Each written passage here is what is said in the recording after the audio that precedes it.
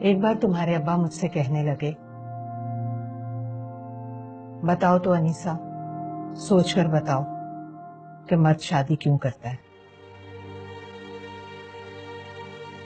میں تو سچ مچ سوچ میں پڑ گئی۔ پھر بولے، مہینے بعد حساب کرو تو بیوی کا خرچہ مہینے کی 4 باہر والی عورتوں سے زیادہ ہوتا ہے، لیکن مرد پھر بھی شادی کرتا ہے۔ شادی پر لاکھوں کا خرچہ اور ہمت سے زیادہ بیوی کے ٹشن پورے کر کے دکھاتا ہے۔ اس کے لیے چھت ڈھونڈتا ہے، اس کے آرام کے لیے جتن کرتا ہے، دھوپ میں کڑتا ہے، محنت کی بھٹی میں جلتا ہے۔ کبھی ضرورت پڑے تو اس کے لیے کبھی اپنی انا بیچ دیتا ہے اور کبھی اپنی چمڑی بیچ دیتا ہے۔ پتہ ہے کیوں؟ تم پوچھو نا کیوں؟ کیوں؟ کیونکہ مرد کی یہ والی عادت خدا جیسی۔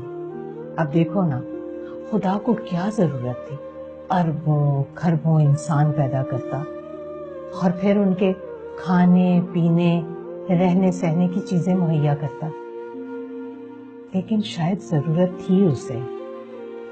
وہ چاہتا تھا کوئی مخلوق ایسی ہو جو پوجا کرے اس کی، جو سجدہ کرے اس کے نام پر، عقل ہو، دلیل ہو اس کے پاس، اور پھر جتنی کوئی پوجا کرے گا اتنا ہی خیال رکھے گا اس کا۔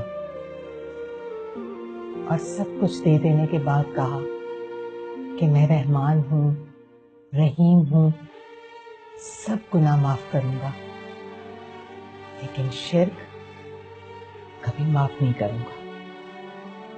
تو بیٹا، خدا نے اپنی یہی عادت مرد کے خون میں ڈال دی۔